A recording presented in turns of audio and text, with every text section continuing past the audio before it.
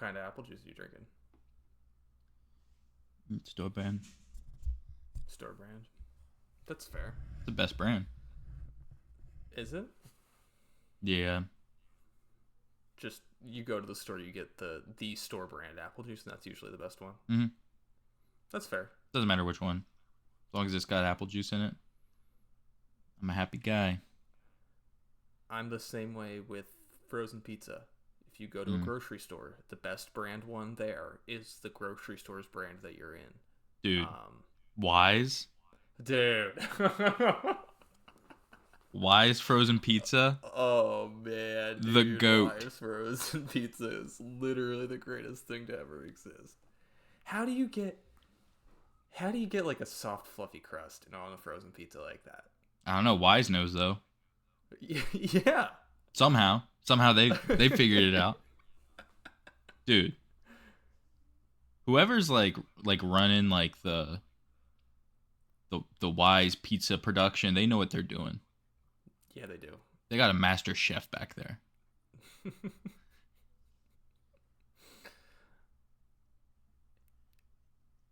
Oh yeah, where would you? Are you a Wise or a Giant guy? Growing up, it was typically Wise. But now it's just Giant because it's location based. Yeah, but what about your heart? My heart? I don't know. I've always liked Wise because of the deli, and then in the bakery they used to give out free cookies if you knew who to ask. They stopped doing that at some point, but those were always sick. They're so good. We went to the same Wise growing up. That was the Wise to be at. That place rocked, dude. You're going in there, you're getting cheese, you're getting some deli meat, getting a cookie, and at that point, you don't even got to be grocery shopping. Plus, they had these little juices that was just straight up like red 40. It was just just straight up. And dude, they were so good. I can't remember the name of them, but I remember them having this little cap on the top. And then me and my brother, we would take the cap off and we'd fill it up and we'd do shots of them. Shots of red 40. Yeah.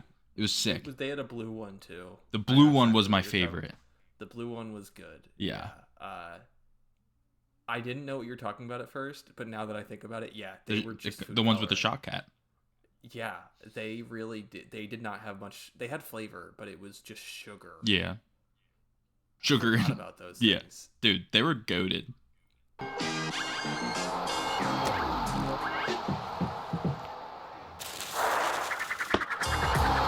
Strike three. You're out. Keep talking about it, Yo, welcome back to the episode 101 of the Goob. I don't know what episode it is, but we're here, we're hanging out. Bailey's back, baby. We're talking grocery stores. You don't care how we're doing. Let's talk a little bit more about grocery stores. Let's talk a little bit more about grocery stores real quick. I hate Giant. I don't know why I hate Giant so much. I think it's because I only had a Giant when I first moved out of my apartment, and it was overpriced. And it just drove me nuts. The only thing I like about Giant is some of the deals. But like that goes with any grocery store. Like it's like, oh cool, I like a deal. But it's like Giant's just close. And it's like when they have a deal, it's like, sure, I'll go to Giant and get this deal. Yeah. And it's like exactly. Like you can get like the points off of gas and whatnot. Like I have the Giant app, so like I'll get like coupons, so I'm up to date on the deals. And some of them are like really good, but I don't know. Sometimes it's like, oh, I'm gonna spend $100 to get 10 cents off gas. I'd rather just like go get a deal and save that money there. Like, I don't know. Doing the math on gas, like, yeah, if you have like a 30-gallon truck, like it makes sense. But it's like, I have a 11-gallon Honda Civic. Like, okay, yeah, I'll save $3. I'd rather just not spend the $100 to get there. Exactly. I have one last grocery store related question for you, Matthew. Hit me. When you mentioned it, you go to the deli section at Wise. What deli meat that you're walking home with are you doing jumping jacks out of the parking lot? You're so excited. I know we already both have the same answer. Lebanon sweet bologna. It's the best thing ever. It's the okay. Yeah, absolutely. Yep. All Yep. right. Get it real thin. Ooh, ooh. And it's like sweet. It's bologna, dude. Maybe get some slices of provolone. Put those bad boys together. Bada boom, bada bing. It doesn't get better, man. A little bit of Lancaster lore for you. I could genuinely eat a full vacuum pack of those things in a sitting. Like, no issue. If, like, I was like, oh, I'm hungry. Yep. Sometimes I'll grab one and I'll eat half the pack. Sorry. Dude, I'm sitting there, I'm drinking a full gallon of apple juice. I'm down a pack of Lebanon sweet bologna. Dude, that shit fucks. All right. Oh man. I could drink. I can't get it out here. I can't get Lebanon sweet bologna out here. It's not in the Philadelphia like stores and stuff. Not even like the Kunstler, like the prepackaged stuff. That's crazy. I know. I'm pretty sure S. Clyde on Market on Saturdays they'll be out in Philly, or at least they used to take a truck out. Try to track them down. They'll have it. I'm out in That's true. The Lancaster area pretty often. I could just grab it then. Yeah. Yeah, but you know what? Enough of this grocery store talk, Matthew. How the hell are you? It's been a couple weeks since we last convened. It has been a couple weeks. I've been good as of late. There's a little bit there. So I had to change my medication. And just like old symptoms were popping up. So it's like the first little bit was a little rough just because, I mean, also with all of the stress of changing it. But so far so good. And yeah, things are turning around and yeah, big chillin'. What about you? Yeah, I mean, I'm really happy to be back in the States. Obviously, I'll get into a little bit about my Portugal trip. The one thing that was definitely the most difficult is we are 5 hours ahead out there in Portugal. So 6:45 Philly starts were 11:45. Games wrapping at 10 o'clock was me getting to bed at 4 o'clock. So definitely not ideal. But the one thing about me is, unfortunately, I'm not sleeping until the Phils are on. I think I fell asleep for 2 of the games, but other than that, I did catch just about every game while they were up and running. Man, it was also a good time to be watching the Phils. I mean, it was like I got to go explore a country and see different things, and then I'd get to go back to our Airbnb for the night and get a little slice of home. So it was pretty awesome, actually. That's it. We spent a few days in Lisbon. We absolutely fell in love with Lisbon. It was super cool. Shouts out to a couple folks. There is a gentleman named Jay who just opened a Thai restaurant in downtown Lisbon. We were talking with this guy. We were walking past and he actually came out of the restaurant and was like, "Hey, you guys should sit down and enjoy. We opened yesterday. Like, please let us know what you think." We left a good review. He gave us free ice cream. I mean, Jay, you absolute legend. You give him a sticker? Was excellent. No, I didn't have Goob stickers. That's Next fair. time I'm going international, though, without a doubt, I'm bringing Goob stickers. That's sick. Like, I need to keep them on me more often, or at least like 5 in my wallet or something. Yeah, I need to just put some in like my glove box. Yeah. Another amazing person we met was we met 2 Felipes who were just the 2 of the kindest souls we've met. So we spent the first few days in Lisbon, and then we went up to Porto for a day, which is a town about 3 hours north of Lisbon, and then we went out into the Douro Valley, which is like the wine country. I don't know if you saw any of those pictures, Matthew, but just the most unbelievable view I've ever seen in my entire life. Actually, you probably did, because we had a pretty big TikTok, actually, talking about a wonderful, wonderful Christopher Sanchez start. And yeah, I my biggest suggestion, I don't know who all listeners is planning on going to Portugal.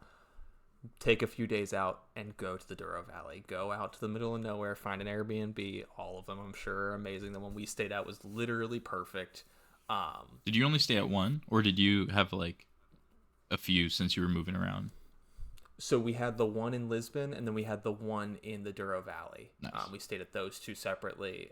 We stayed up in the Douro Valley for about 3 days. That's it. And when I tell you, like, we showed up to this Airbnb, and the owner, Felipe, one of the two Felipes we met, was there with port wine. He was like, "Oh, you got to try this." We made it ourselves with the grapes that they grew in their vineyard that like was part of the ground. So we would walk around the vineyard, That's see sick. just like the most beautiful sights you've ever seen. So shouts out Felipe, the Airbnb host. I mean, just the absolute best. But then the other Felipe actually drove us from Porto to the Airbnb. He was our Uber driver, and probably the best English we had. We were able to converse the entire way and talking about everything under the sun. He's a big gamer. We were talking about playing some FIFA. Nice. He wanted to get in on our pro clubs team really badly, but I told him we don't play anymore. I felt Yeah. so bad. I was Yeah. like, dude, if we still play, there's no doubt you're on this team. I don't know how to Dude, tell we're you. getting Felipe in here. That'd be sick. I got his WhatsApp. I meant to get Jay's WhatsApp too. Unfortunately, I didn't. I'll find a way to get a hold of him. But I'm gonna stay in touch with Felipe. That's my fucking dog. That's sick. Yeah, it was so much fun. We were talking soccer the whole way. He's Brazilian. He's lived in Portugal for like 3 years now. He lived in LA for a few years. Oh, nice. Yeah, just a super, super educated guy. He said the one thing that he misses the most about the U.S. is Panda Express. He said there's no Panda Express anywhere else but the U.S. and that it's the best food ever, apparently. And I'm That's not huge funny. on Panda Express. That's funny. Yeah. I feel like Panda Express is one of those places where I'm like, yeah, it's like if you get Panda Express, it's like, all right, it's like, you know, but like, I feel like it's nowhere in like the GOAT conversation for me. No, I told So, him like, though, if I ever that's run a funny into money pick. though, Yeah. I'm gonna be opening up a Panda Express out in Porto. So Oh, that's sick. when the Goob takes off, Matthew, that's their next business venture. We're gonna be laundering money. Sorry to just yap a little bit. I did go on a 10-day. I mean, you just got back from adventure. vacation. I have to tell you about this, Matthew. I told some of the other guys. Tony and Matt have both heard about this already. Matthew, our journey to back home was out of a movie. I don't know how else to tell you this. So we wake up at 6 a.m. in Lisbon to get to the airport by 6:45. We keep on seeing all of these nightmare stories about how long the lines are there in the Lisbon airport. And we get out. Again, 6 in the morning. Early. Phil's played the night before. I didn't sleep much. We get out, and I open up the trunk to throw our stuff in the back of the Uber. And the Uber driver comes around, and I don't know how else to describe this. And like probably like mid-50s, but he walks around like he's watched too much anime. He walks around in the back and he goes, "No one's ever been able to open that trunk before out of all of the people." And we're like what? And he's like, "No one ever can figure out how to open it." And I'm like, okay, yeah. I've opened a few chunks before. Yeah, I got it. And he goes, "It's a beautiful morning." And we're like, "Yeah, it is. It was gorgeous out that morning." We actually had some pretty unfortunate weather pretty much the entire way. It was pretty cold pretty much the entire time we were in Portugal. Yeah, so then we start on our trek. Again, maybe a 15-minute drive to the airport. It felt longer than the 7-hour flight home because... There we go. Oh. Sorry. You cut out No. there for a little bit. It's all good. It was like 10 seconds. It felt longer. It was a 15-minute drive, and it felt longer than the 7-hour flight home because he goes, "By the way, I'm a student of life." And we're like, Huh? What? What? Okay. Exactly, right? What do you mean by that? And then he goes on to preach at us for the next 15 minutes about the amazing abilities and capabilities of the human body and how women are diamonds and men are gold, and how it's very important that you accept your creator, and all of that stuff. Like in so first we thought it was rough. Like in like a, was it like a set like religious sense, or was it just like a very Christian like God. Oh, okay, Very specifically Christian God. Mm. Because I can get down for a 6 a.m. philosophy conversation about the value of human life. That's fine. I can't get down for a 6 a.m. gospel preaching. Anyways. Was it Sunday? We were like, it was. Shouldn't have gotten in the Uber. Yeah. You made him work. You made him work on the Sabbath. Yeah, I should. You know what? I should give him a piece of my mind. That's on you. Sorry, keep going. No, you're good. He just, so like obviously right off rip, concerning. I think if your Uber driver's preaching to you, it's like, that's bad, right? He then goes on to tell us that he is a prophet, and that yes, and that is where me and Ashley started to worry a little bit, because we're in this man's car driving 70 miles per hour down a highway. You don't want to piss him off, right? Like, but also in this moment, I'm not helpful. I'm laughing. You know what I mean? Like, I can't take this stuff seriously. I've never been able to take this stuff seriously. It sounds like a joke to me, and like obviously anyone can have their own opinions and their own beliefs in life, and I don't judge people for that, but I do judge people that evangelicize. I think it's a terrible thing to do. Yeah, it's demeaning. Exactly, and that's where a lot of my frustration comes from. But no, he practiced what he preached. I'll tell you that much. He showed us a letter that he wrote to Donald Trump, demanding that Trump follows the Bible and is a good serving Christian. Yeah, so that was the ride to the airport. Did you deliver it for him? Oh, no. He was just showing us. He had it printed and laminated to show us the letter that he had sent to Trump already. Oh, okay. I thought he was going to send it with you. Believe him.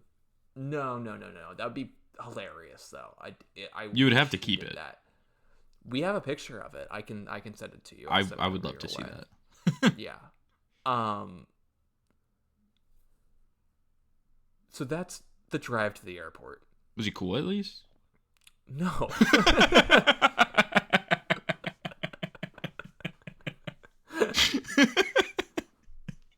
Then we get on the plane, Matthew. Yeah. It gets worse? I don't know if it doesn't get worse, but I will tell you this much.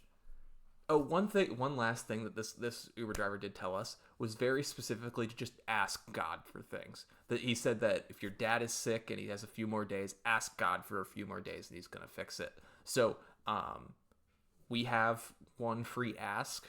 If anyone has any good ideas what to use for it, let us know down in the comment section below and we will use it. I was thinking about asking for 1 million subscribers. I was just about to say that. I want a golden play button. Yeah, okay. So, as long as we're on the same page, guys, let us know down in the comments if we're good to use that one ask for 1 million subscribers. Is that allowed? Where in the Bible does it say anything about subscriber count? The hell? Is this storming out?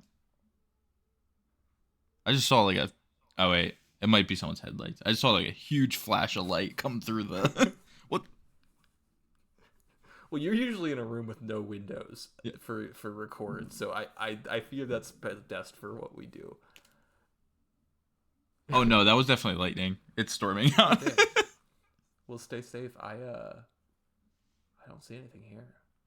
It's just dark out there as well. But okay, real quick on this flight then. Yeah. We get on the flight and the flight attendants come over the announce the thing, and they go, "Oh, just want to let you guys know that it is our pilot's final flight. He's going to be retiring after 40 years with the company. We're going to be sending around some notebooks for you to sign, and just anything, just wish him well. You know what I mean? It's his final flight. It's a big deal, right?" I don't know about you, but they say that over the loudspeaker. You gulp. You said, at least that's how my brain works. I go, "Is it mine? Is it my final?" Right. It just like got weirder and weirder throughout the entire flight, because then after the flight attendant does it, the pilot himself comes on and says, "I want to let you guys know this is my final flight. Like, thank you very much for joining me." He gets choked up a couple times, understandably so. You know what I mean? He's retiring. Yeah. But just when you're multiple thousand feet in the air, the pilot going, "I just want to thank you guys all for being here." Yeah. Just doesn't sound the best. It kind of sounds like I gotta hold on. Sir, eyes on the road. Yeah. He goes, "My whole family's on board." Like, dude, it was literally just like, everyone's okay, so I feel comfortable saying this, but it really felt like I was gonna die, man.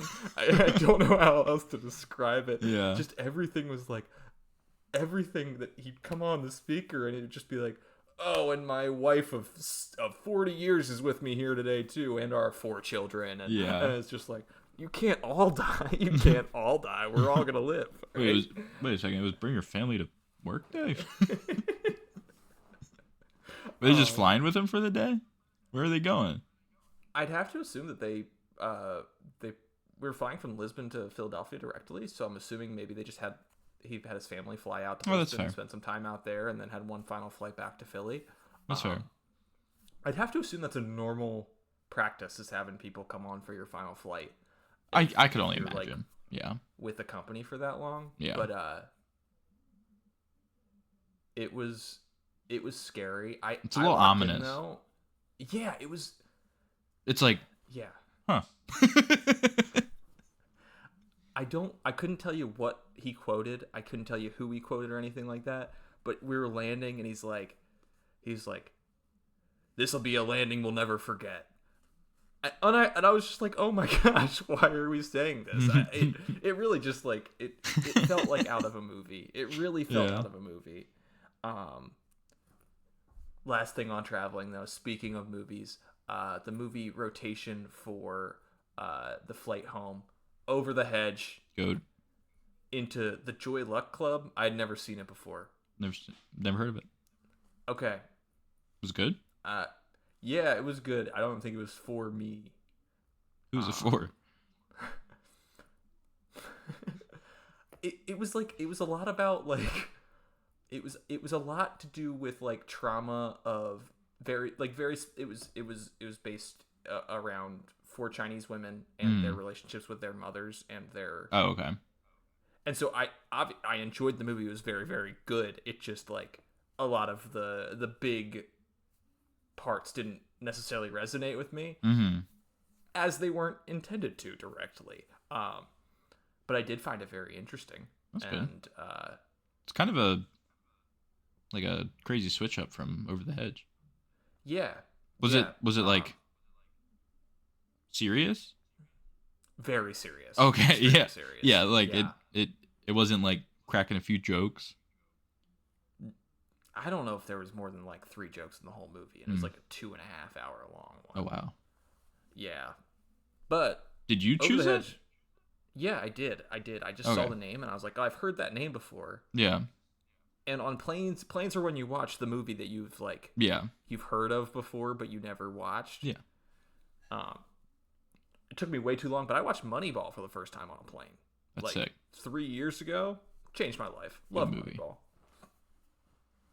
It would be kind of crazy if it was just like movies they had on. You were just following the stream, and it's just like Over the Hedge into like super serious movie. No, that's cool. I love watching movies in places that are like Because then it's like you connect that movie to that place. Yeah. In that memory. So it's like, I don't know, like, and it becomes part of the reason why sometimes, like, if it's a movie that you really like, it's like, oh yeah, I love that movie. I watched it on a plane. Where I am? Yeah. Do you know where I am when I watch Over the Hedge? Where? I am in. I don't know if you. I don't know. We weren't really friends back then. We had a brown minivan when I was a kid that had the fucking movie player. Oh hell yeah! I'm in that. That's I'm sick. in that brown minivan with That's the sick. fucking headphones on, watching Over the Hedge, playing the extras mini games on the TV remote. Bro, the extras mini games, there was like a skee ball that you would roll with. You'd roll like an acorn. It was like Hammy. Yeah. Hammy's skee ball, dude. That's sick. You know where I first watched Rio? Where? On a coach bus to Washington D.C. for 6th grade field trip. Rio's goated. Rio's a good movie. It was a really good movie. Rio is in the Over the Hedge, Rango, like Rio category of movies. That's just like goated animated movie that just like Happy Feet. Happy Feet's up there. In that too. Happy Feet's kind of crazy. I saw some clips from Happy Feet and I'm like, that's crazy. We could do a live watch along on the Goob. That'd be sick. That'd be dope. Yo, everyone tune in. Happy Feet. I used to have the Happy Feet that you put on your feet. Really? Mm-hmm. That's sick. Dude. Yeah, dude. It was goated. I was a big Happy Feet guy. Yeah, it was a huge deal for specifically it hit our age group big, I feel like. Yeah. When we were kids. It was like one of those things where it's like, dude, are you going to see Happy Feet? Yeah. Like, it's like, not a lot of movies did that. Happy Feet did. Happy Feet absolutely did. And it was literally just me, my grandma, and my brother in the movie theater when we saw it. That's awesome. Kind of goated. Yeah. Kind of like, don't get me wrong, it's like, oh man, this movie must not be good. No one's watching it. But it's like, as a kid, I'm like, dude, we have the whole place to ourselves. Are you kidding me? It's like the fucking living room, but big. Yeah, it's like the living room with 1,000 chairs. Yeah, I could sit in every single one of these chairs. Yeah, I guess I could do whatever I want in here. I have Happy Feet. I run around. The creator of Over the Hedge still follows me on Twitter. Shouts out. I forgot about that. That's tough. That's sick. If you've never seen Over the Hedge before, you should. That's it. Talk about a movie. Go play the DS game. Or the GameCube game. Or the GameCube game. Is excellent too. Matthew, I think it might be time to talk about some baseball. Yeah, we should probably talk about a little bit of baseball, like at least a little bit. As we're recording this is Wednesday. Obviously it's getting uploaded on Thursday. We've got Jesus versus Ranger tonight. Tune in. What are you watching if you're not watching that? If they play tonight, hopefully the rain stays away long enough up there in Boston. Matthew, what are your thoughts so far recently on the Philadelphia Phillies? Dude, the Phillies have been baseballing. All right, I've been enjoying it. I don't get me wrong, it sucks that we lost the game to the Rockies when Crawford brought us back with his first home run. That was really fun. Today. He had a second one today. Dude, dead center at Fenway? That's crazy. Sorry, I didn't mean to cut you off there. Was it off of what's his face? Their starting pitcher? Sonny Gray? Yeah. Yes, it was. That's sick. That's awesome. That's a good feeling. Crawford's been super fun to watch. Everybody has been super fun to watch. Kyle out here sitting with 17 home runs. Dude's leading the league. 5 games in a row. Yeah. 6 in his last 5. And got his first stolen base today. We're going towards 50-50, baby. All right. Marsh leading the league in batting average. Brandon Marsh, dude. If you asked Bailey who'd be leading the league in mid-May last year, Bailey, there's a 0% chance Bailey is saying Brandon Marsh. Brandon Marsh would probably be the last person. Who would have thought? Who would have thought Brandon Marsh comes out and has a batting average like this? I mean, if you base it off of all of his data since May of last year, he is projecting towards this. It was a matter of time. And yes, I'm very critical of Brandon Marsh. I have been in the past. Do not get me wrong. I do agree. I will say that it's looked real good. It's looked really, really good. And I'm very, very excited because I get into it a little bit here. I've got some notes on some of my thoughts. But if this team is to be successful, Brandon Marsh absolutely has to be part of that equation. It's not like it's not Bohm or Stott that like we can hope that we gave up Logan O'Hoppe for Brandon Marsh. Mm-hmm. Brandon Marsh is supposed to be a corner outfielder that we are hanging on to for a long time. Yeah. I mean, we have to be talking about extension talks this season now. I mean, the next year's last year of his eligibility. I mean, if that says anything about how I feel about Brandon Marsh right now, it's not a lost cause, which I was convinced after he went 0 for April last year. That's true. That's wild. For the month of April, and he got sent down. He's come back up, and he's looked outstanding. And since he's come back up last May, he has the best batting average in baseball, one of the highest OPSs, and second place in BABIP in MLB history. Have you seen this conversation? I have not.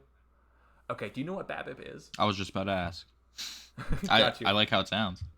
Yeah, it's great. It's BABIP. Batting average on balls in play. So, let me pull this up real quick.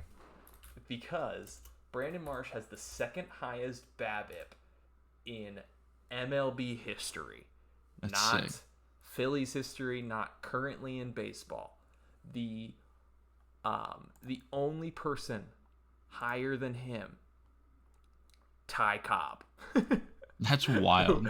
Is one of the greatest baseball players of all time. Brandon Marsh, I cannot comprehend what that exactly means. I'm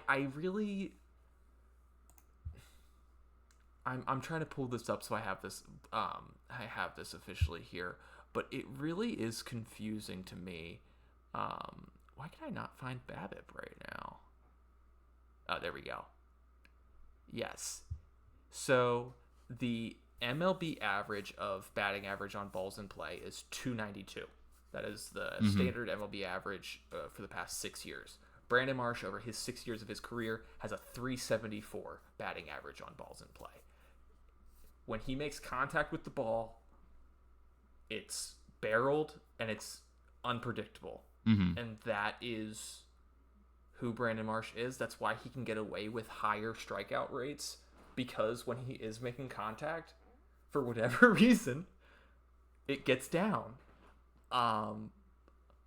Obviously this could be a variance thing that halfway through his career takes a fucking tailspin and baseball comes and gets him, or his hitting profile just equates to strange contact and unpredictable contact. I'm hoping sick. For the latter. I love it that he plays elite corner defense. What's Ty Cobb's? Ty Cobb's is, I think he's 10 points higher. It's a 383. So how likely could Brandon Marsh? No. Ty Cobb did it on 13,000 plate appearances. Oh, wow. Brandon Marsh, through his career, has 2,000 plate appearances, 2,200. Okay. Yeah, so it's like, unless Brandon stays at this rate for the next 10 years, it's like... I mean, even then, he's not going to hit. He's not going to hit the same amount of plate appearances, nor is he going to be able to make up he's not going to be able to make up 9 points in difference. Not easily, at least. Obviously, it's baseball and anything's possible, and that's one thing that I've picked up after watching the Don Mattingly Philadelphia Phillies is Apparently fucking anything's possible. Anything's possible under Donnie Baseball.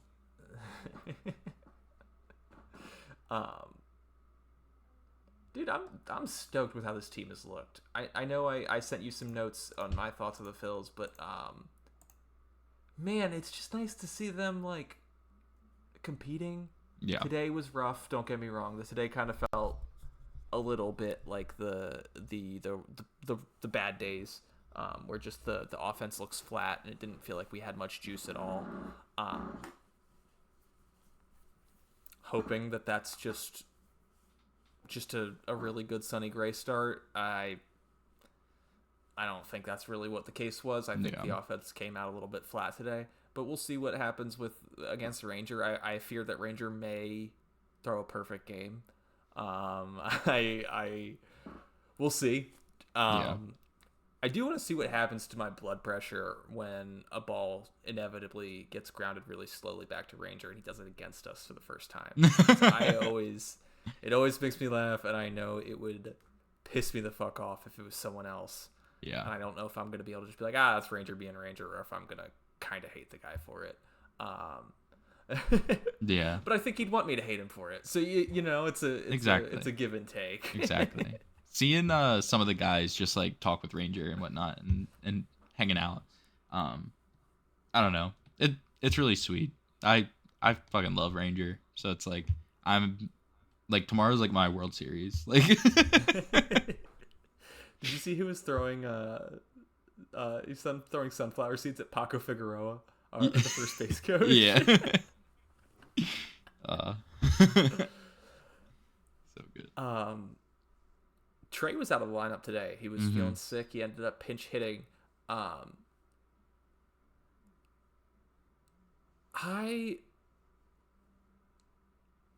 got some notes here. I'm gonna get into Trea Turner real quick. Is it all right if I go for a little bit on my thoughts on the Phillies real quick? Yeah. Okay. I do really feel rejuvenated watching this team, and some of the things I'm gonna say are definitely old talking points that I'm gonna stand on still, because it's still a flawed team. I think the team is much better, and we have a much better chance of winning over extended periods of time. But that being said, I still think we have a lot of issues. The starters have woken up. It's really, really good to see Christopher Sanchez stopped throwing the slider and things started working out again. We're not getting a bunch of bloop hits off of it. I'm really, really, really happy. But that was just a matter of time. Yeah. I will die on this hill.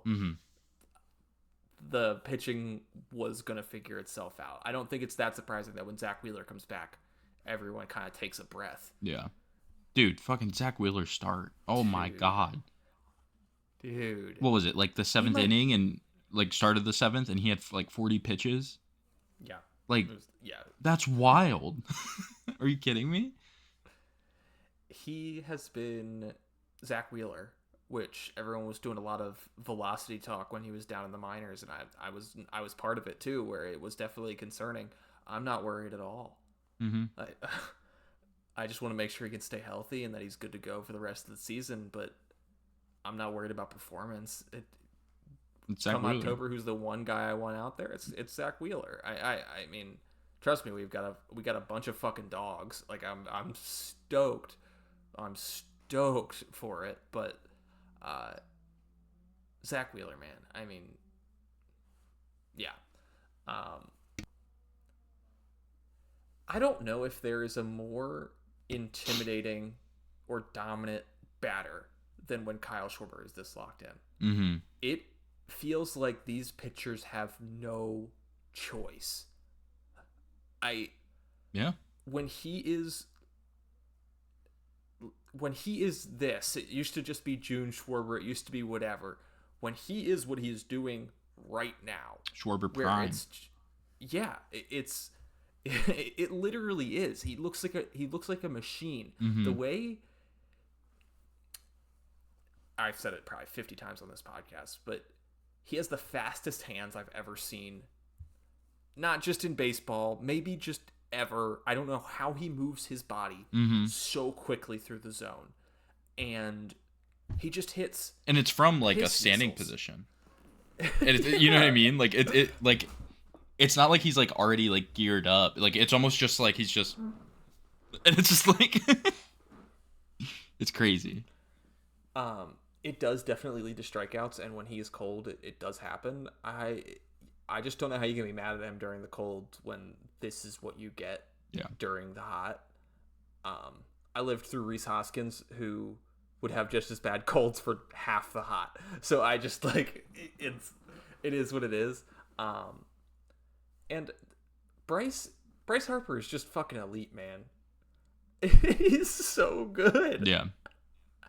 He's so good. I felt like he's just been so fun to watch. I mean, he's Bryce Harper. Like the swing is back, dude. That one, I mean, it was a fucking Bailey game. The 1-0 win, where Bryce went yard in the first inning, and then Nola goes.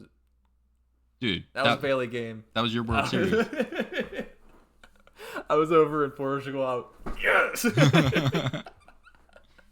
3 a.m. trying to be quiet. Yeah. Yeah, and just Bryce is so good, and the Bryson Stott season might actually be happening. We talked about it at the beginning of the season. I said that I'm out on Alec Bohm, but I am in on Bryson Stott for the first time. It took a little bit to get up and running, but I mean, come on, dude's been hitting since the slight mechanical change that we've had.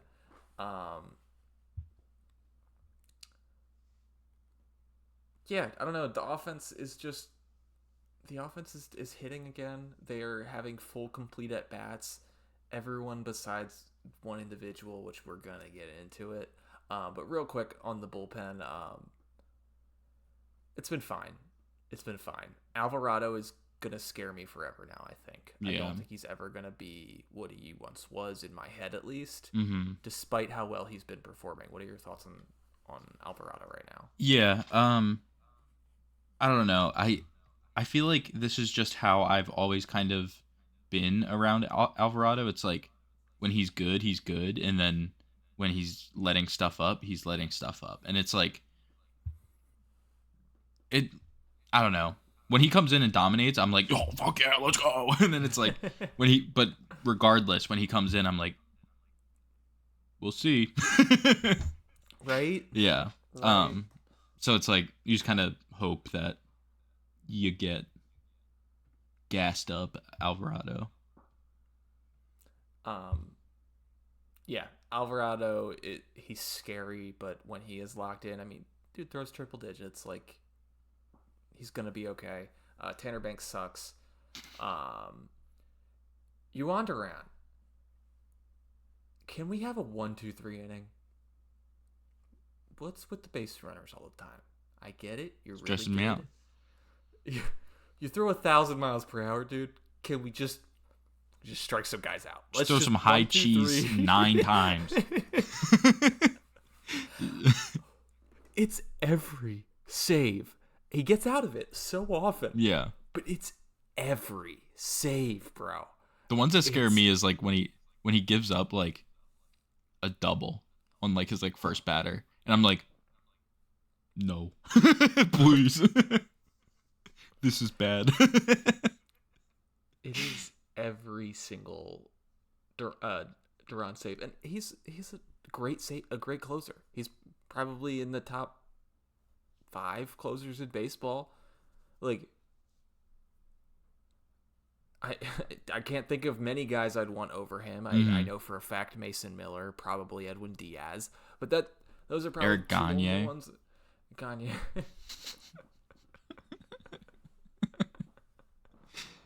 20 years ago. Dude, 20 years ago, that would have been a great point, dude. Dude, he's got a crazy curveball. Dude, there's a crazy curveball. I'm swinging it out of my shoes. The only note I have here on Brad Keller is bad Keller, dude. Brad Keller scares me. I'm like, this guy? He looked great today. He did. He looked great today. I don't know what the solution to that is, though. Why is he bad? Yeah. We paid him so much money. We got another year of him, too. He was nasty in Chicago. Maybe he's still jet lagged. He's still getting adjusted to Eastern time. Yeah. Yeah. Maybe. Maybe. I don't know. I'm trying to think of other excuses.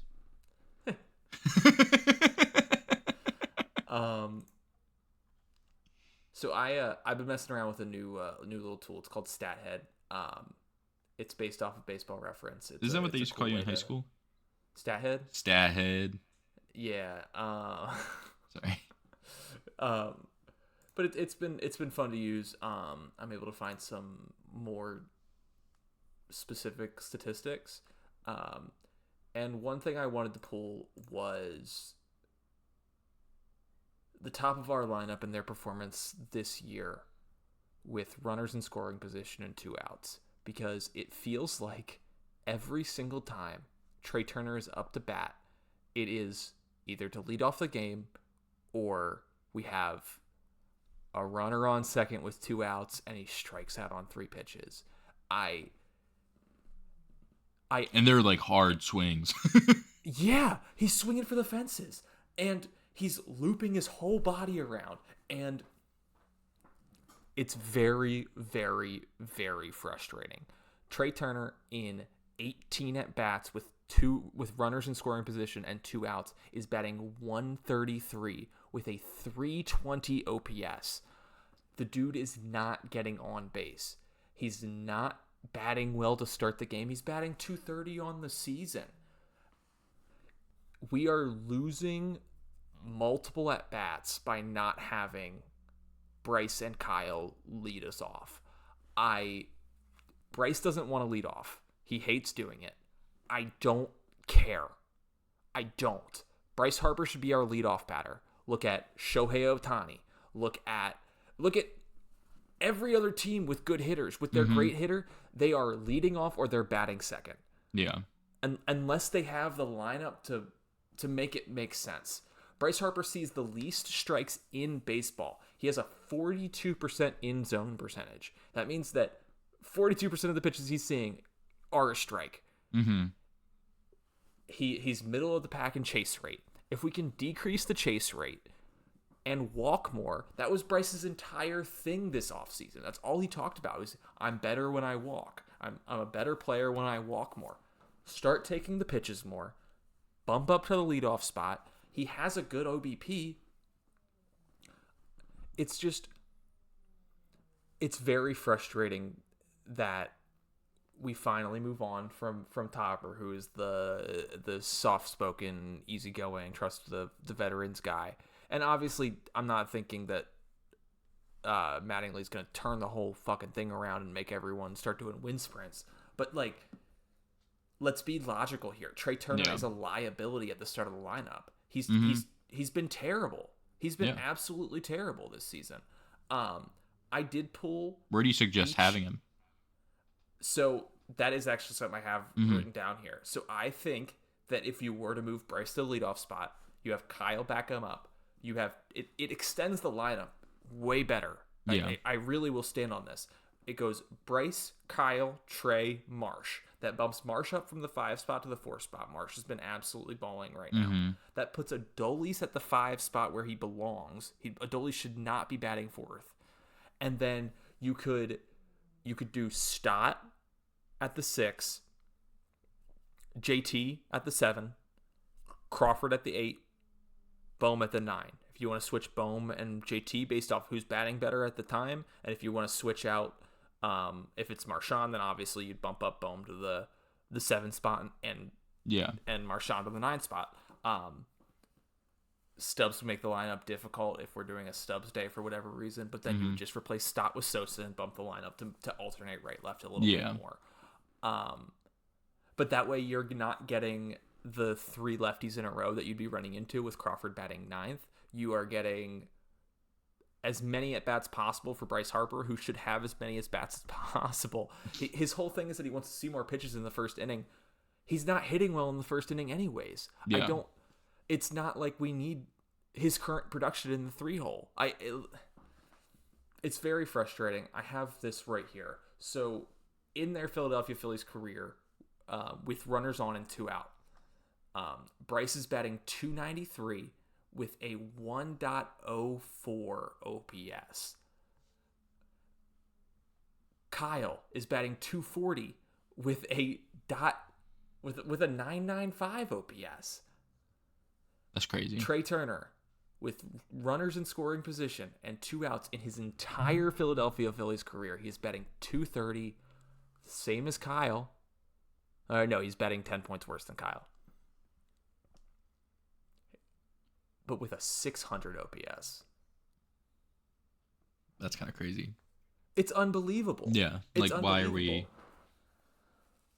We're wasting at bats at the top of this lineup with Trea Turner. He is. If you want to put him at the 3, let him bat behind Bryce and Kyle again, and get Bryce more at bats because he is elite. He's the best hitter on this team. I love Kyle. I really do. Kyle's easily the second best hitter on this team without a single doubt. Yeah. But man, like, Trea is just very, very frustrating. And I just think it allows both Bryce and Kyle to get more at bats, and I think that is a thing that could directly win us more games immediately. And if 2 people deserve it, it's them. So one thing I did write down here was, I feel like something we constantly heard out of the Thompson camp was the team is trying too hard.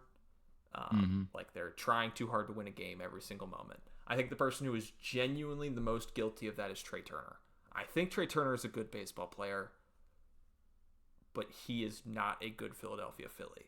He can't seem to get the pressure off his back, whatever it is, and I think moving him out of the leadoff spot might help with that. Yeah. It's a lot of eyes on you every single time you're batting in the leadoff spot, especially in Philadelphia. Mm-hmm. And if anybody can take that, it's Harper. Like, thank you. Exactly. Yeah. That's really all I have on my thoughts so far. No, that's honestly, I really like that lineup because, like, I think it just moves things around to where everything would make sense. Like, why is Marsh not cleanup right now? You know what I mean? Like, with what he's batting, he should be cleanup. Yeah. If you can fit him in, because you absolutely should not have it go Bryce, Kyle, Marsh, which I know that's what you're saying. Yeah, but yeah. Like, yeah. Exactly. But it's like, no notes. I've been cooking on that one for a little bit. I was on my phone doing these, like, advanced searches on this website. And I was like, I cannot wait to be at my computer with an Excel sheet. Yeah. I can just do all this stuff in 2 seconds. And that's funny. Yeah, I'm gonna try and have some more interesting stats like that for every week. I think that's something I've really been enjoying being able to do some deep dives on.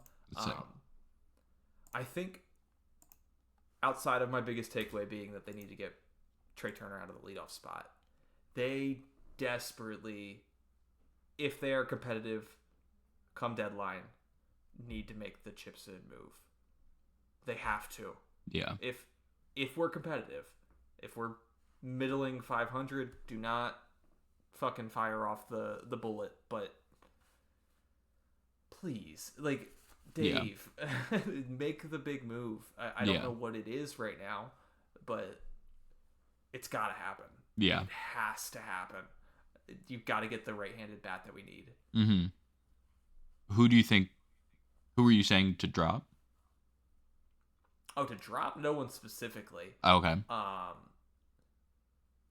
Bohm or Stott, realistically, I guess. Yeah.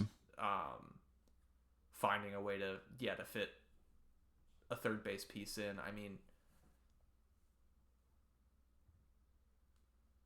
what are you thinking? Murakami would be sick.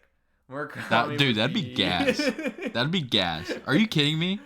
I mean, dude, he has a year and a half on his contract come deadline time. Yeah, please. Sorry. Oh, no. Yeah. I mean, like, dude literally said he doesn't want to sign with the Dodgers. He said he wants to beat them. Like, no offense to the White Sox, but it's like, it would be a smart thing to do as the White Sox is if you're hearing offers, like, like, you only have him for the rest of this year and next. It's not like he is under long-term control or anything like that. Dude, he'd be such a fun addition. Are you kidding me? He's a lefty, so it would absolutely add to the issue that we currently have of too many lefties. But Fooey. I'd be so game. I'd be so in. I'd be so in. Other than that, I mean, it just depends on the teams that are like competitive. Because you look around, I mean, some of the names that were getting floated around, Ketel Marte, the Diamondbacks are looking pretty competitive right now. Yeah. Yeah, I mean, Pirates, Reds, Rockies, Giants, Angels, Astros, Royals, Tigers, Jays, Red Sox. I mean, those are the bottom two in each division right now. It's not like there's a right-handed bat that just comes to mind that's movable from any of those. Is Gino Suarez? Is he righty or lefty? He's a righty, but he just signed with the Reds. True. This year, who are, I mean, they're in last place in their division, but they're 22-20. The NL Central is a bloodbath right now, dude. The Cubs 27-15, Brewers 23-16, Cardinals 24-17, Pirates 23-19, Reds 22-20. All 5 teams with a winning record in that division. That's crazy. That is unbelievable through 42 games. I mean, you'd be livid to be a Reds fan right now. Yeah. I mean, we're 20-22 and we're in second place in the division. Mm-hmm. Obviously, we're sitting behind the best team in Major League Baseball right now with the Braves. Yeah. Hey, gang, we are not winning the third NL East title in a row, guys. I don't know what to tell you. Maybe don't lose 1 million games in April. Yeah. No, that's fair. Dude, they're crazy. What are we, 9 games behind? I think now 10. Yeah. No, that's wild. Braves are a scary team. They are terrifying, but I will say this much. Let's see him in October. Why not? Come on out to Citizens Bank. See what it do. If there's one place I want to see the Braves, it's in October. I'm sure we'll eat our words on that someday. It'll be good baseball. Exactly. I guess we good to start wrapping up a little bit here. Yeah, we could wrap it up. I just want to say that Christopher Sanchez is going to win Cy Young this year. It's going to happen. I love Chris. He had his blow up starts, and they didn't result in runs. They just resulted in a lot of hits. He's going to fucking win Cy Young. I'm so in. It's going to happen. He's a 2.11 ERA right now. He leads the National League in WAR. He has 67 strikeouts already. I mean, how can't you love the guy? You can't. He's the best. He's the best Philly right now. I would agree. I don't know how you. I don't know how you can't just watch Christopher Sanchez and just be like constantly rooting for the guy. Obviously, all Phillies fans are rooting for him, but I just like, man, I love him so much. Yeah. He's just exactly what I want from a pitcher, and man, he's just so sick. Exactly. No, it's Kiss Sanchi. Do you like his pants? I do like his pants. You see that video? Yeah. Dude, he's the GOAT. I love Chris. I would totally agree though. Probably best Philly. And that's kind of crazy. Like, we have some good guys right now. Guys are doing really well. Good ones. I would just say that, like, and I don't just hear this from Phillies fans, but Christopher Sanchez is must-watch television. Like, if he's pitching, I go out of my way to watch every Phillies game. Don't get me wrong, but I really will make sure I am paying attention to a Christopher Sanchez start more so than any other start. Oh yeah. Him and Painter, who looked pretty okay today. Yeah. Pretty good. That A start was. That was brutal. Yeah. It reminded me. I don't know if you remember this. In 2024, right before the All-Star break, we had a series against the A's, and they beat our shit in, dude. Yeah. I think they beat us like a total aggregate of like 36-4 that series. It was wild. And then we just died. That was the year we lost to the Mets in the first round. But that team from that series on, just dead in the water. And it almost feels like that series until Topper got fired. Yeah, no, honestly. I would 100% agree. It's like, yeah, 2024, yeah, pretty much just fell off. Like, because then, the following year, we lost in... first round to the Dodgers. Yeah, it's like... And did you ever believe last year? Was there a point where you believed last year? I don't know if there was ever a point during the regular season even when we were winning games. It just like didn't feel... Yeah. No, at least... I still find it hard to believe that Trey had the batting title. Bro. Like, I'm like, did he? Like... Empty... Yeah. It's just like, it doesn't feel like it. Yeah, I mean, obviously the numbers are there, but it's like... Yeah, it just doesn't feel like it. No, not at all. But it does feel like this is another amazing episode of 101 The Goob, Matthew, and you definitely let me go here for a while, so I appreciate that very much. It's been stored up for a little bit. Hell yeah. You've been charging. I've been charging my ult. Mm-hmm. Next time you guys see me, I'm gonna have less teeth, getting some dental work done. Very exciting stuff. I'm hoping I'm up and running for next episode, but if not, I know I got my boys will cover me here. Yeah. Other than that, gang, let us know if you need anything. Hell yeah. And remember to leave it down in the comments what we should ask God for. It's most likely going to be 1 million subscribers. 1 million subscribers. 1 million subscribers. And Goob out!